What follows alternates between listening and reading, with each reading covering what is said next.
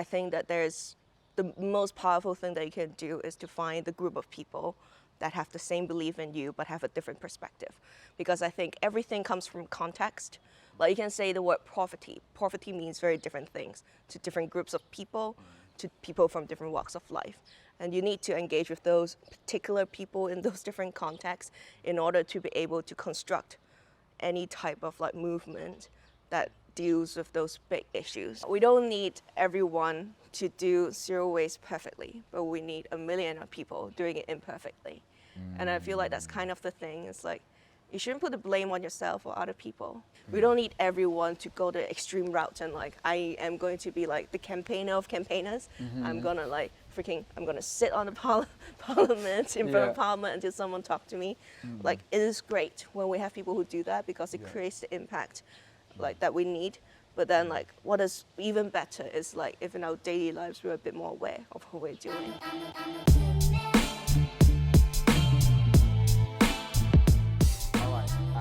So I'm really glad to be chatting with Jo here in Bermuda. It is a beautiful day and we're going to talk about social justice and her work. You've been such a kind of, well, I think you've had a lot of magazines call you a hero with all your work around food waste. I haven't got to know you. I feel like you're somebody who really just gets up, does things and makes things happen and doesn't only just talk about it, but does it with real impact in mind and in outcome. Jo, thank you so much for coming to the School of Social Justice. As you know, our mission is to teach people how to change the world. Yeah. And mainly through conversation. So learning about kind of your work, what you've done, what you've been able to achieve, what impact you've had, but also kind of some of the lessons you've learned. So, I mean, first off, it would be great to learn a bit more about what you believe social justice means to you. I think social justice is a very complex word, and the way that I usually break it down is just, instead of saying social justice, I just like to say like what you're doing in your community and what you do to like make your impact in the way that you can.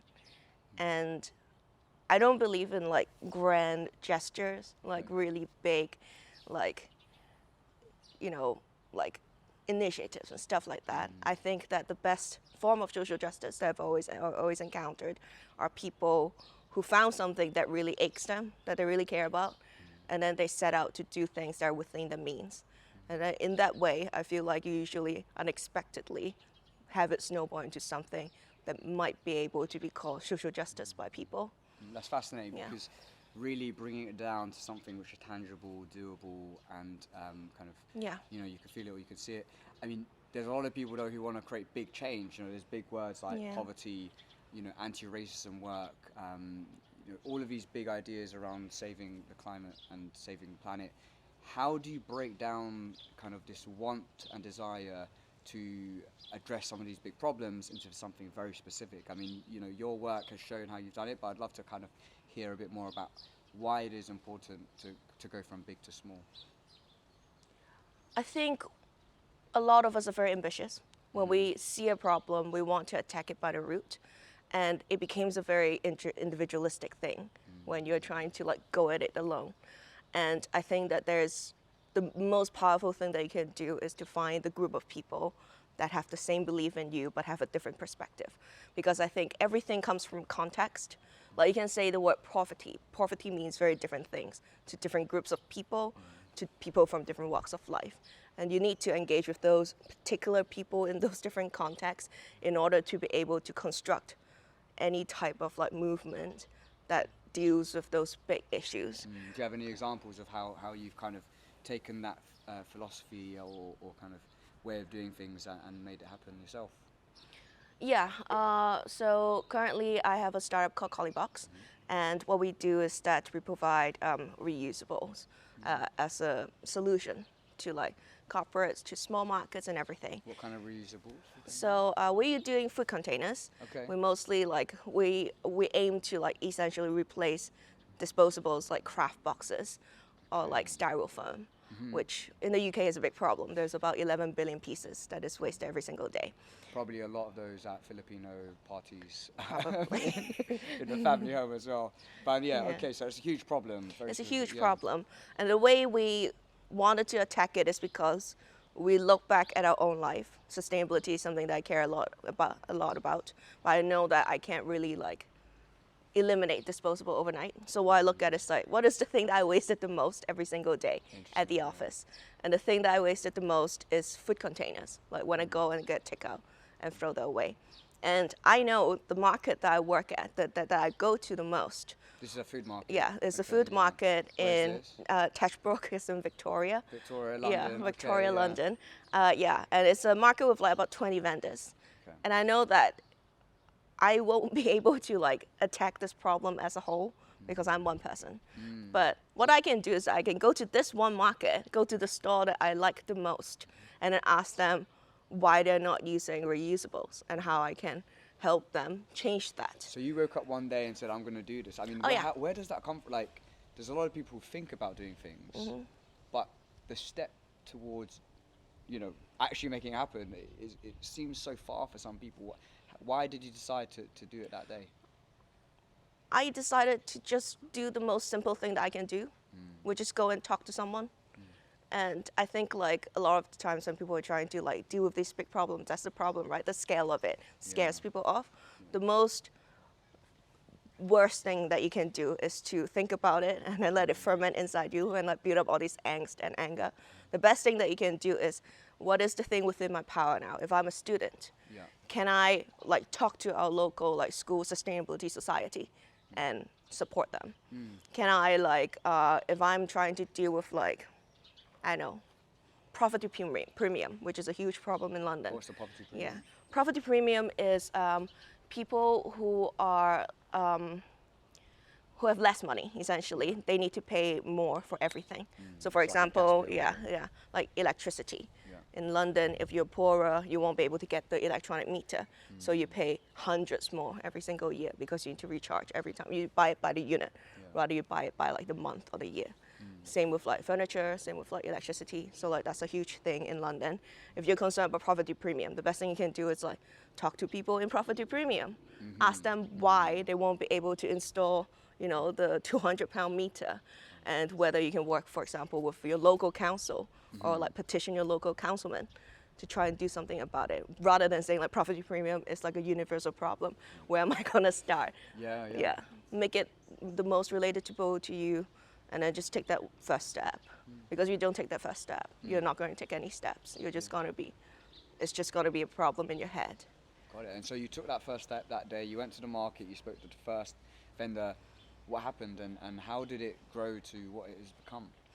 It was very interesting. The conversation went like, essentially they wanted to do reusable thing. Everyone wanted to be more sustainable. I haven't met one person who was like, I love plastic, and like I would rather use plastic than anything else. But like they're a small market. Their profit margin is like £1. So like if you ask them to switch from like a 5-piece styrofoam to like, I don't know, like a $20 like box that you can buy commercially, that they have to wash and then like re-give out to people, that's almost impossible. They need to make money and make a living. Is there a word for that to describe the amount it costs? You've talked about poverty premium. Is there like a environmentally friendly premium, i.e. in order for us to be environmentally friendly in a small scale, we have to pay more, just like the example you gave? Is that a general thing in that world?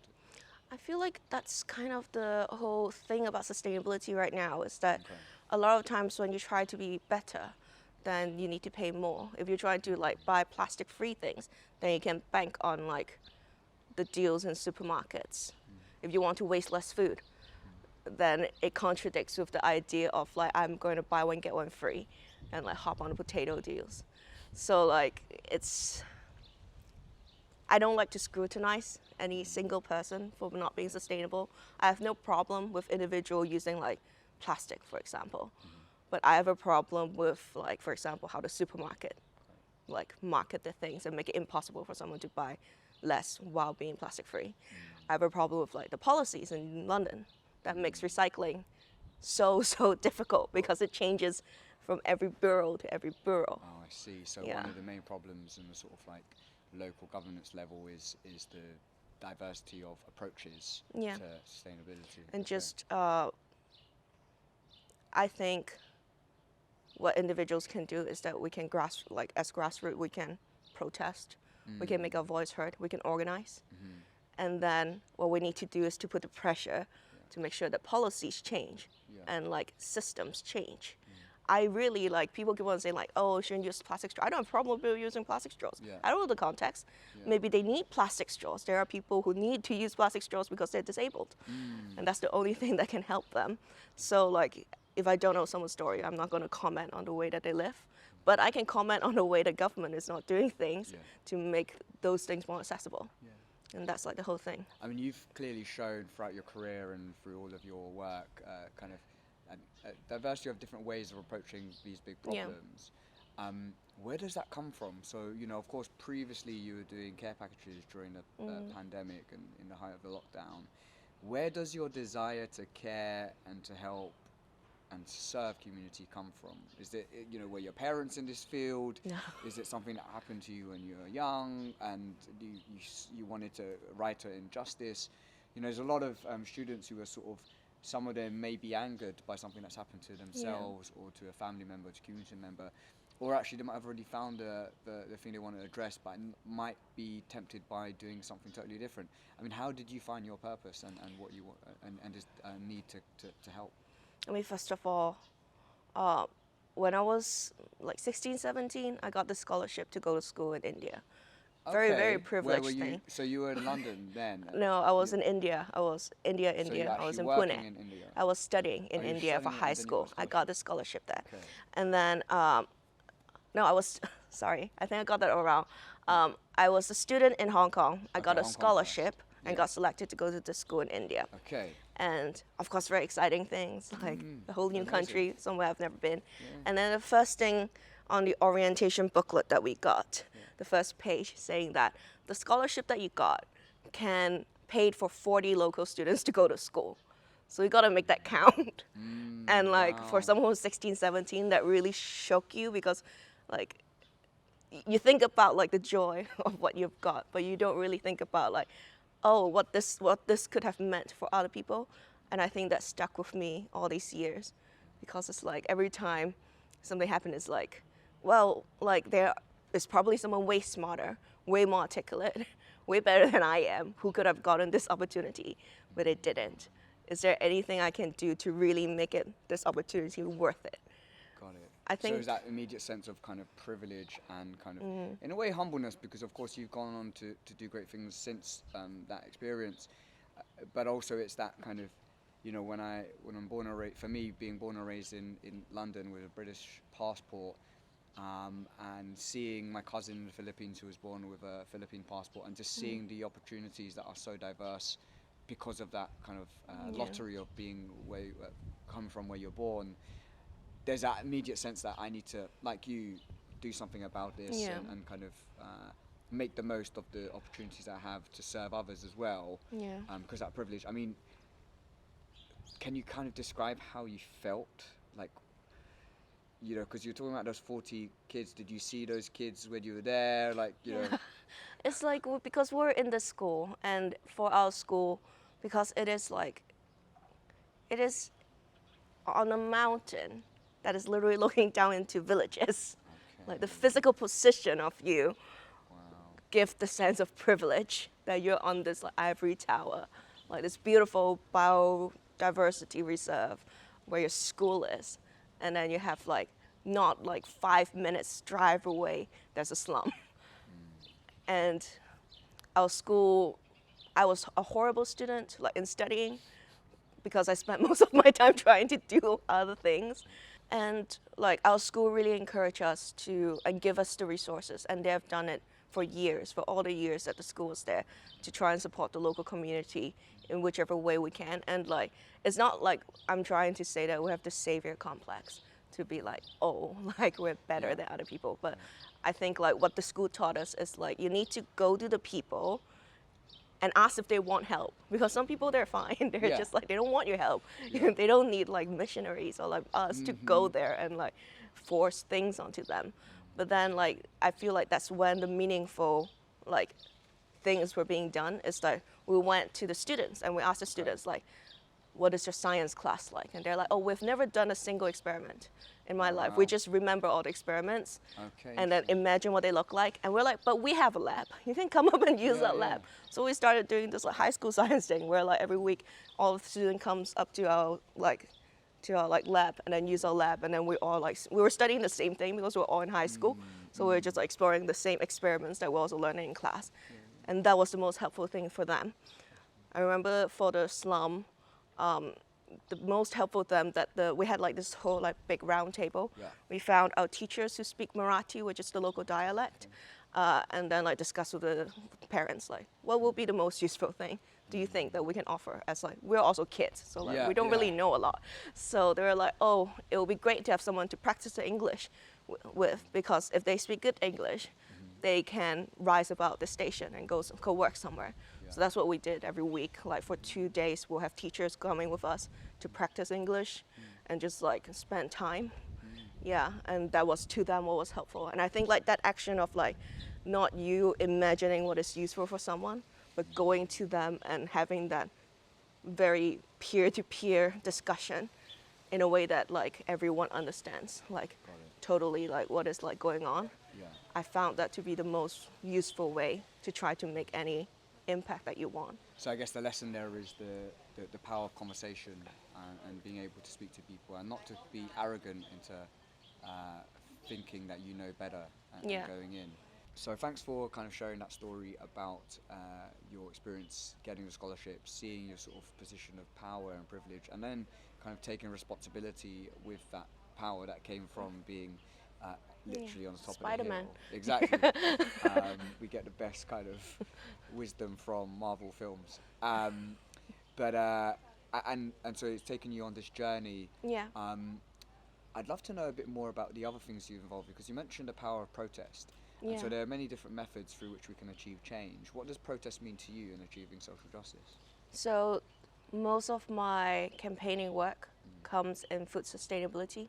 Okay. It comes at a time when I was financially doing very poorly. Yeah, So, yeah. I like, mean, that's the life of an activist you know? quite often. You know, We right? are often broke and poor. I was doing campaigns for other people. I was someone's PA. I was, like trying to find my place essentially in London. The thing that I've always cared about is food sustainability, because like I studied about like health, public health, and then food is one of the biggest component of public health. And London, which is the 7th most richest country in the world, has about 8 million people in hunger, which is a crazy number in my head. Yeah. Like I can't even imagine how big 1 million is. So it's like 8 times that. Yeah. And Easily. so when I started doing protesting, the first thing I did was I'm going to just eat surplus food for like a month. That was See- your form of yeah. protest. I was like, and I'm gonna document it, and I'm gonna like tell people where I got this food, dumpster diving, or like I went like yellow label shopping, only yellow labels, or like I Yellow exchanged with labels people, is what happens when they're about to like be go kind off. of- Yeah, and then bartering, so like exchanging food and stuff like that, and then like just seeing London and seeing all the initiatives that is like designed to either like serve underserved like communities, or like trying to like make better use of surplus food, and I documented it all through this like Instagram, like foodie Okay, Instagram, but with a using the power of twist. social media. What was Yeah. the twist? The twist is that all the food is like someone's gonna throw it away, but like you can make all these meals from it. And what I wanted to highlight is that like this is how crazy the problem is. People are throwing away like 40 loaves of bread in one single bakery because it is so cheap to make bread I mean, instead of doing something about it. I guess something that I'm kind of learning from you as you say it is the power of creativity within activism Yeah. and the ability to think of ways to make a point or share a message or communicate an idea in ways which really chime with an audience. Yeah. I mean, how did you even come up with that idea? Or, you know, are you just used to come up with these creative ideas? Are there books you read? Are there people Yeah. you follow? Like, how do you develop these ideas of you know, as you say, like going into places and doing this protest? I worked as a campaigner, so that's kind of the whole thing, is how to communicate these things with people. And I work as a campaigner in sustainability. Yeah. And nobody likes to hear about how our Earth is gonna burn out and we're all gonna die. People want to hear about like, oh, this is really fun and this is kind of cool and this is something I can relate to, and like, you know, there's something that I can like talk about to other people and make conversation and try to like, you know, talk to my local like grocery store to tell them to do something about it. That's the kind of action that we were trying to influence. So when I come up with that campaign, that's what I was thinking of. And like people really resonate with it, because people can like resonate with the idea of like, oh, I go yellow label shopping in Marks and Spencer because like every Wednesday it's always cheaper and it's the same food. Yeah. Like people can relate about that, and then from that they can like, oh, like, but why is there so much food going to the bin? Yeah. Like, what is Marks and Spencer doing? And then like that's when I sneak in a message of like, oh, like some supermarkets, you know what they do? They will like slash open all the food that like is supposed to be thrown away, and they put paint in it so that nobody can do anything about it, and then they lock it like in their back. Like in the back of the Why store. do they put paint just so no one can So that eat? people can't dumpster dive, Oh, wow. or people can't know about how much food they're actually wasting. Okay. Yeah, and they lock up the bins and everything. They have it. I'm in chains. It's very crazy. I mean, I'd love to speak more about actually the role that different players have here, whether you be an activist, sort of a shop or government. But kind of like the bit there about being a good campaigner. So there are a lot of folk who may be watching who might want to become a campaigner. You know, you're both an entrepreneur and a campaigner. I mean, what are the lessons you learned as a campaigner, and kind of why did you choose to be a campaigner instead of all the other things? One of the biggest lessons I've learned as a campaigner was it really, like, you think that your voice don't matter, but yours really do. Because as a campaigner at the beginning of my career, I mostly work with like Sainsbury's or like supermarkets or like Unilever. Holding them to account. Yeah, or like trying to make campaigns for them. That is about CSR. Interesting. So I was working you're on with their the side. CSR departments. Okay. And one thing I've learned is that like big supermarkets or like big stores, their bottom line is how much money they're going to make. It's very sad. And one of the campaigns where they like invested like 5 million in only came to be because on like every year they do this like survey with all of their customers, and like on that year food waste becomes the second most concerned thing with the consumers. They didn't think about doing a food waste campaign. They're like, why should we? And then that year, because people were very noisy about it, then they were like, okay, we're gonna put this money in so that they're not gonna go to like another supermarket chain. So create noise is Yeah. the lesson there. Create noise so that there's a reason, because like government in the UK, you know, they're elected every year and they're elected by people. So they want to do things that people want. Yes. Yes. So when you're loud in a voice, when you're able to push a loud in a voice, that's the only way you can influence like bigger people to And actually change how the do you create policies. that noise? Because I guess social media is a great outlet for people to kind of express themselves. Social media is great. Yeah. What are the ways that, very practically speaking, you know, particularly people feel powerless, you know, they're angry, they want to do something, but they might just be at the very beginning of their journey. What do you suggest as like tips that for things they could actively do to make some noise? Find someone that has like the same outrage as you are. Put your heads together. Okay. Writing, like being able to write and like scream and shout about is the best like tool you have. It takes no money. Yeah, you know, get your paper, write it out, send it to a newspaper. Get your paper out, make your own zine. Yeah. So a lot of London teens do, make your own magazine and then distribute it. You know, like if you're a student, the best thing to do is like use your school's resources. Yeah. You know, schools always like they have budget for clubs. You can form your own club, use that budget to do what you want. Join like a lot of the grassroots organizations. Like, you know, when you're in London, you have like Extinction Rebellion, you know, the Wretched Earth. Yeah. All of these are really great resources, and they like really welcome young voices. Sure. Find a place where like you know that your voice will be heard. Yeah. I don't know, like go into politics. Some of my friends have chose to like, they started with social enterprise doing really small things, and then when they have done it like with like a good enough of like backing around them, they go into politics. One of my friends is trying to run for MP, and I think he's like 26. Okay. Yeah, This a young is in guy. England, huh? Yeah, he's in Eastbourne. Eastbourne. Josh, brilliant guy. Yeah, I know about Yeah, yeah. Josh. Yeah, we discussed Josh. Yeah. I'm, really best of luck in his campaign because Yeah. he's done great stuff Yeah. so far, and I think is an example to many young people and others about kind of possibility Yeah. and a need to take action. I mean, for you though, because there is the activism, politics. I remember a conversation that I had when I was a community organizer, and I won't say which MP, but the MP told one of my colleagues, so when are you going to enter the real politics? Yeah. Kind of denigrating all the work that community organisers Yeah. do. And what I learned throughout my career in all these different spaces is each role has a part to play, whether it be Yeah. the social worker working with, 100 people in a local area or 20 people versus the government official creating policy which impacts, millions Yeah. of people through some research they've done and a proposal they put together. Or as you say, as a politician who kind of represents their constituents Yeah. in the Houses of Parliament or in any kind of political building. I mean, do you think politics is the end route, or do you think it's part and parcel of kind of I think change making? I think it's part of the change making. I think policy is powerful because it can hold parties that should be responsible.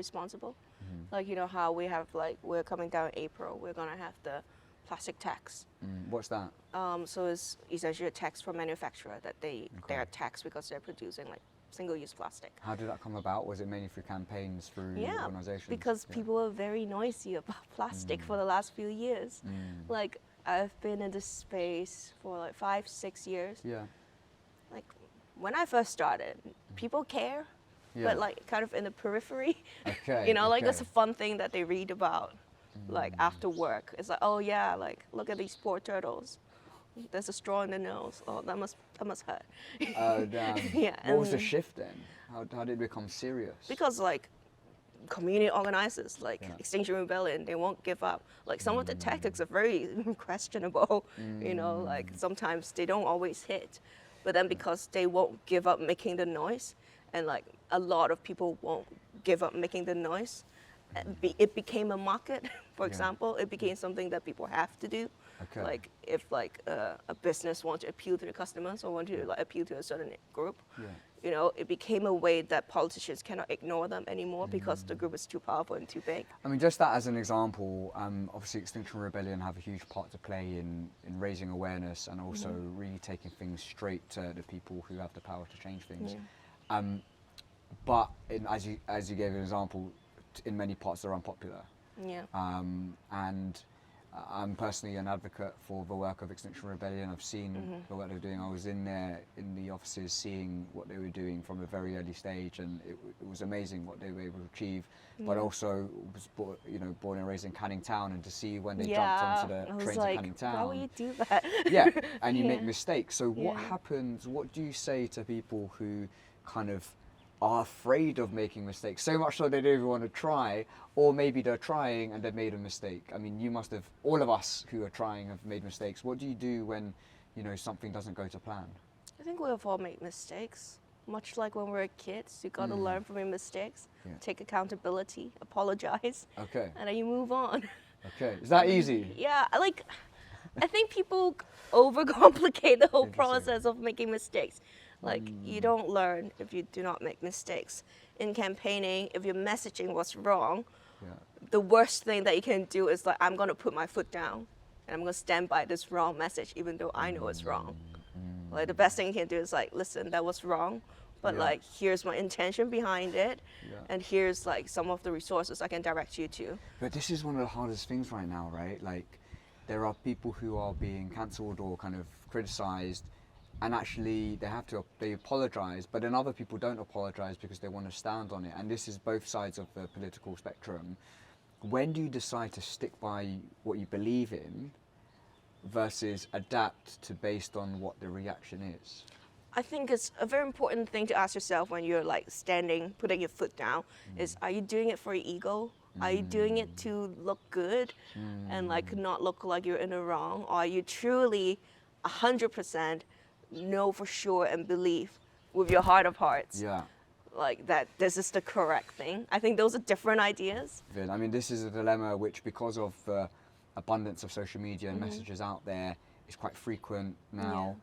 And I think it's something which many campaigners and aspiring campaigners are going to have to deal with. I mean, with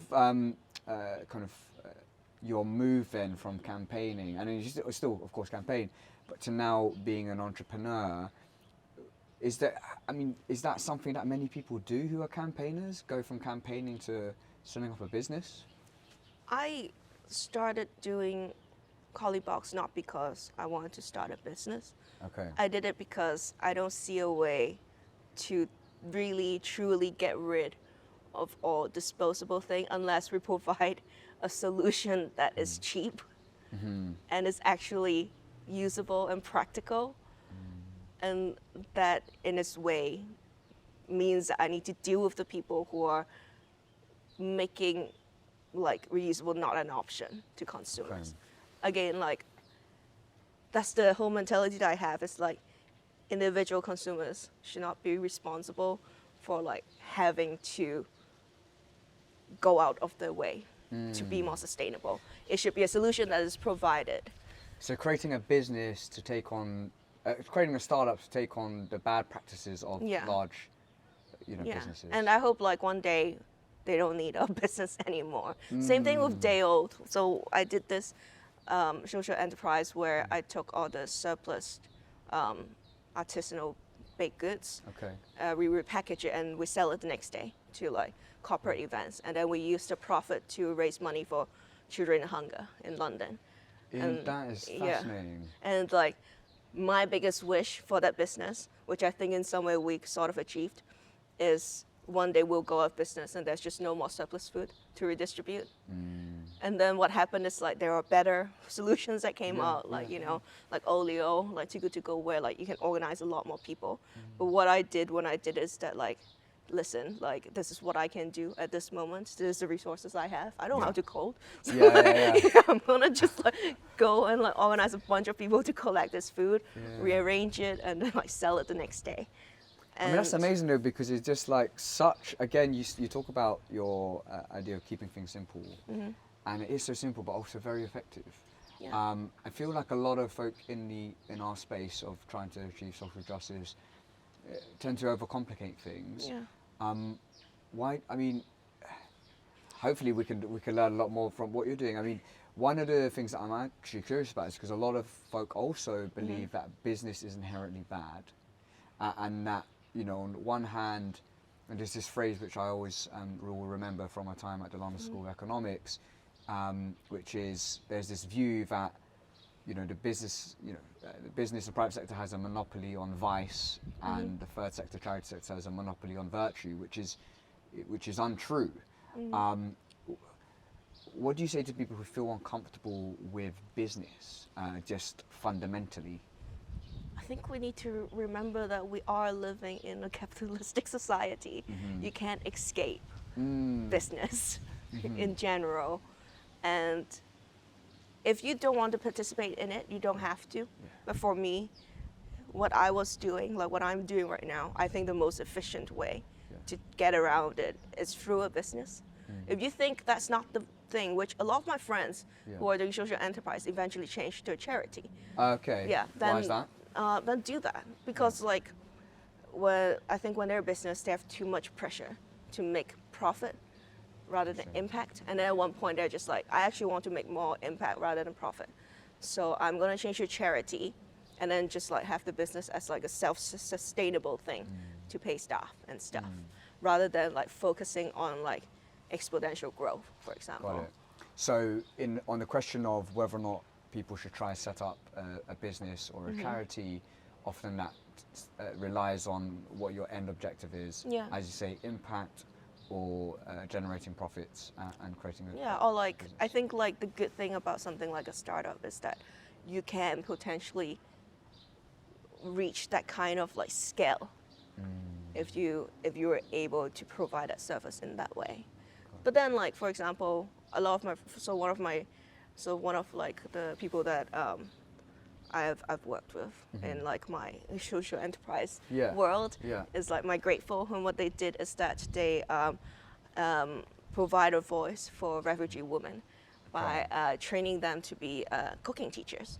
Okay, interesting. Yeah, so like for them, it makes a lot more sense that they focus on each individual person and invest a lot more in each individual person Got it. and giving them that voice, that training, so that they can actually like get to a better place where they need to be, rather than like, I'm going to help 5,000 refugee women Yeah. this year, because Yeah, then yeah. like whatever resources are is going to be thinned out.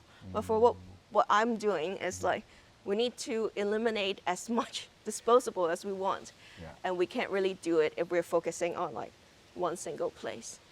If we're really trying to get rid of it as a problem, then you do have to go the scaling route. Yeah, yeah. Like circular economy in its basis depends on scale. What's the circular economy for those for people who don't So know? circular economy is focusing on like resources getting to where they need to be.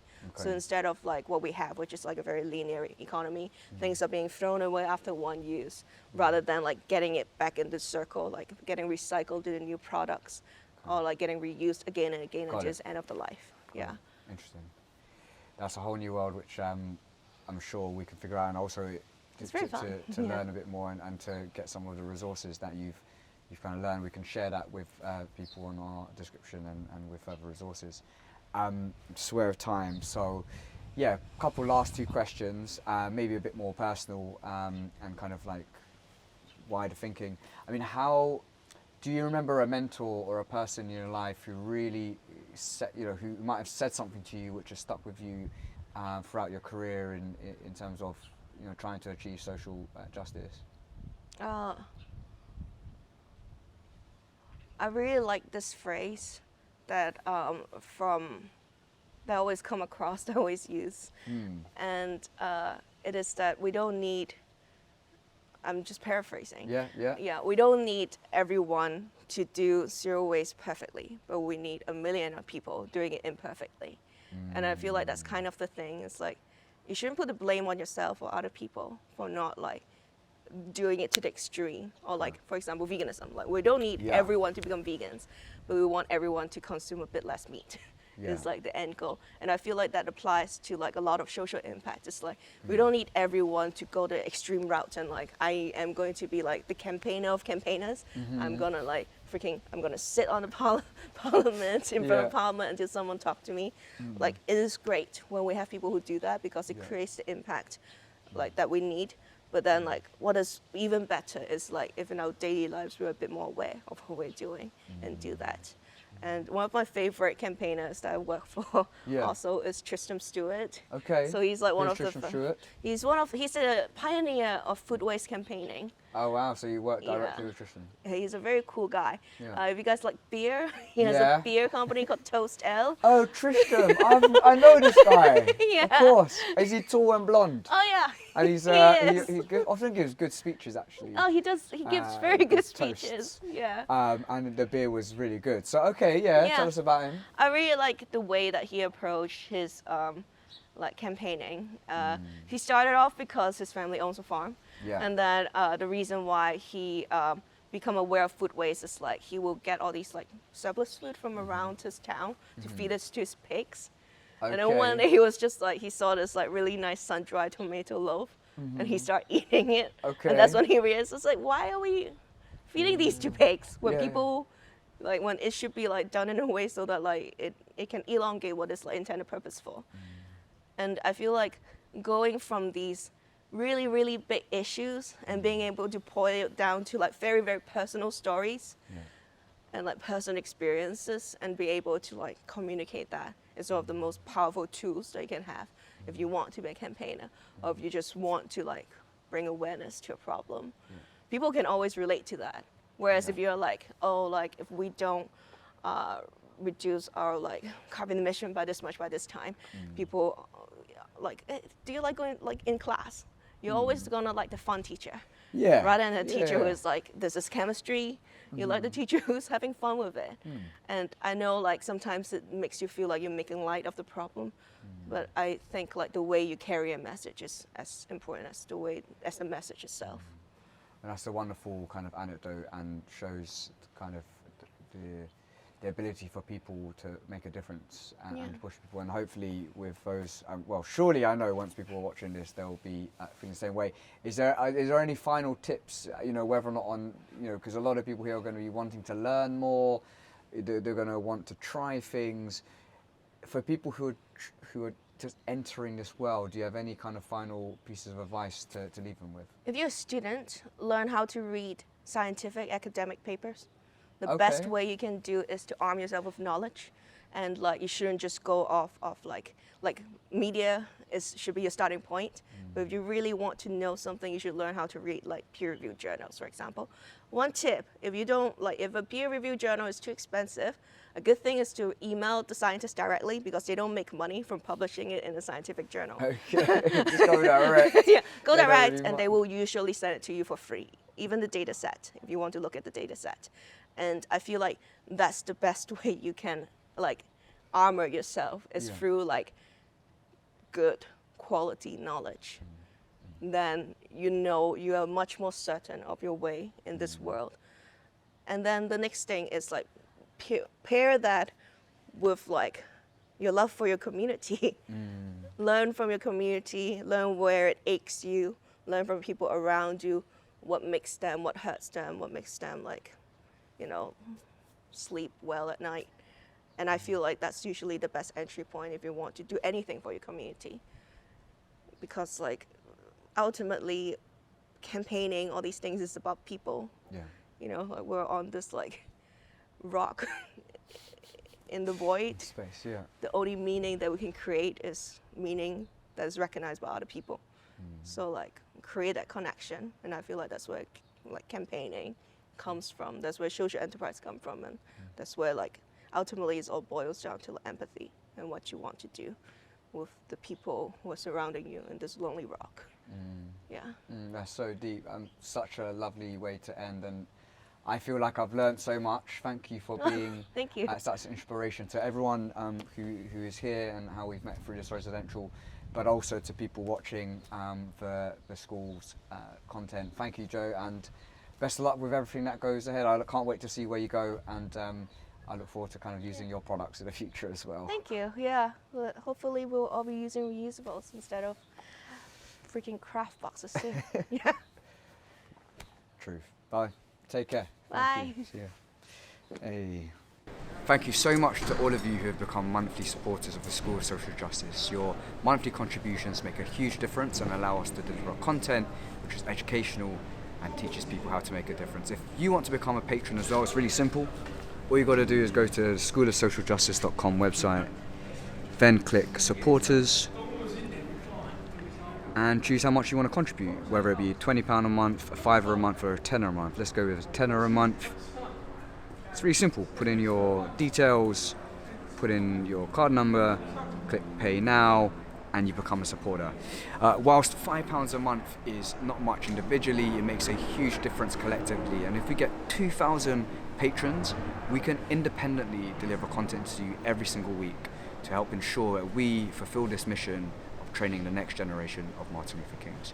Thank you so much to all of you who've become patrons so far. You've made a huge difference and allowed us to continue with our work. And if you do become a patron, thank you so much. Your support means a lot. Take care. Bye.